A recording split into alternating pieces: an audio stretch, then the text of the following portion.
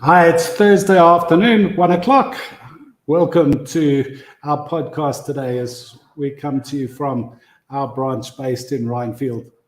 The MyRehab Cafe private and unsearchable or secret Facebook group is the aftercare branch of the MyRehab Group of dual diagnosis addiction centers, or ARC as it was formerly known as. The MyRehab centers are private inpatient drug and alcohol rehab centers that offer high-quality healthcare with high-quality outcomes. The MyRehab Cafe Facebook group has exclusive access to loads of content.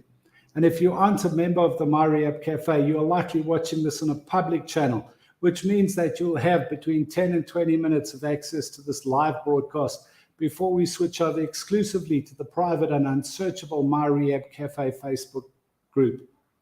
Remember to sign up and join the MyRehab Cafe, as this is where the interesting parts of the live videos really happen. And for those of you who haven't been with us the past couple of weeks, we've had two of our clients who kind of have joined us these past weeks to share their experiences. It's been really profound to have them with us. If you do want to find out how to join the MyRehab Cafe, please check out the MyRehab Cafe website, with the addresses www.myrehab.com. If you want to participate in this workshop, please join in via video or audio via the link in the comment section, or leave a comment and Christy should be able to bring it on screen, and my guests and I will see what we can do to go about answering any questions that you have for us. If you are a MyRehab Cafe member and you want a higher degree of anonymity or confidentiality, remember to wait for the end of the broadcast on the public channels before hopping on or posting. I'll make an announcement when we're switching over. So it's great to be with you again today, guys, this Thursday lunchtime.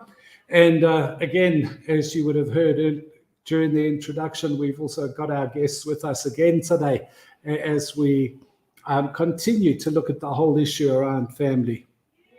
But for the open part of the discussion today, what we're going to be doing is we're going to be looking at another reading from the book that we started with last week called Beyond Belief, Agnostic Musings for 12-Step Life, which was written by 𝗾𝙗𝗃. And it was a really, really positive response that we got to it last week. So we're kind of going to be using another musing, as they call it, for today. This one is for November the 1st. And the quote that they use is from the actress Lily Tomlin. And she said, "For fast-acting relief, try slowing down." And so this is the musing for today. Feeling in a panic does not always indicate a real emergency is occurring. Rather, this feeling can be the result of a perception, of an idea, of a thought. Distress may be a coping technique. Some of the stress and distress that we have throughout the day is a smokescreen. A child getting caught with a hand in the cookie jar may create a diversion to draw the attention of others away from their crime. Stirring up chaos causes an endorphin rush that diverts us from the state of dead calm. When we bury feelings, they are buried alive, and we hear them clawing at us. Quiet time is get busy time. Busy is sometimes an excuse. Sorry I'm late, but my house is on fire. Real life is some stress. That's natural. It pumps adrenaline and helps us focus and function. As addicts, we dramatize our own lives, and we often buy into emergencies and tragedies that are figments of our imagination. It is helpful to look at 𝗔𝙠𝙧 does it backward. It is an acknowledgement that we can only do one thing at a time. Multitasking may just be another misperception. Does or do is the simple discipline of taking action instead of dwelling on things. Easy is the feeling we get, the sense of mastery once we are in the routine of dealing with our chores or our dilemmas. When we get intoxicated by the drama around us, we remind ourselves, easy does it. Peace and effectiveness come from steady efforts at the chore, staying in the moment and not worrying about the results. The hero we are waiting for to save the day is found flexing in our own integrity muscles. Relief comes from doing, incorporating work, rest, and play in balance. Was meditation left until step 11 because fidgety addicts in early recovery can't chill out? Maybe if the steps were derived from Eastern philosophy, there would be a meditation for each step. We have a huge advantage over our 12-step ancestors. Can I learn to slow down and to get more done? No matter how much sand is at the top of an hourglass, just one grain at a time passes through the neck of the timepiece. Why do we rush? And I think those words are very appropriate for us, especially as we come through recovery, to come into a time when we focus on ourselves, to be able to focus on finding our peace in the moment and being able to take ourselves forward. And Krista Neff talks a lot about the importance of self-compassion, about embracing all parts of ourselves.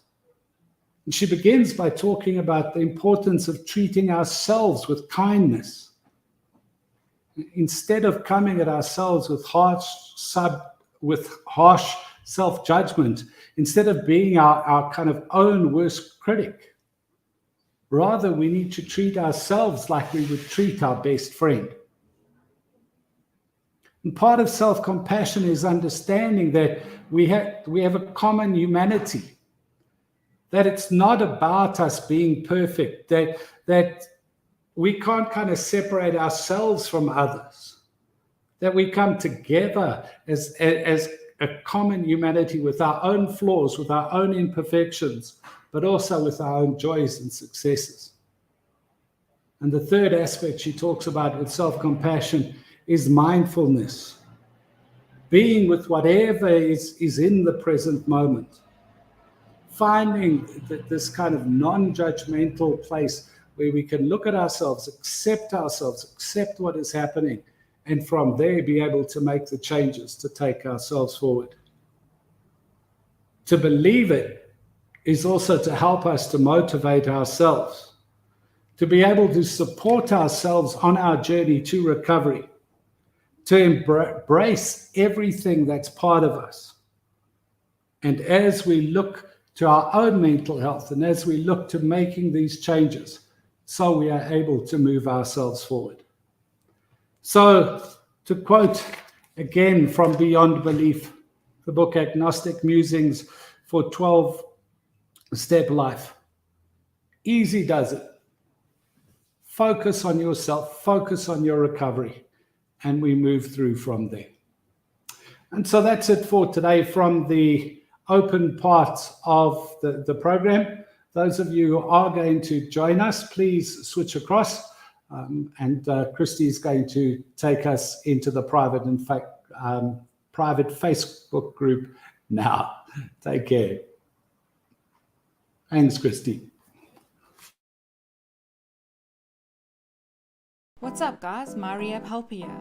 I want to tell you about a refreshing approach to a process of self-discovery for anyone that's just left a rehab program for substance abuse issues, or for anyone wanting to engage with a community of others on a journey of self-discovery. The MyRehab Cafe initiative is a thriving community focused on sobriety. We'll make a point of getting you plugged in and connected with the community, and all this with the understanding that you want to be here and the expectation that you will put in the effort and participate in the group. Members gain access to a private, unsearchable, non-accessible by the public Facebook group, being a thriving online community focused on the member's sobriety.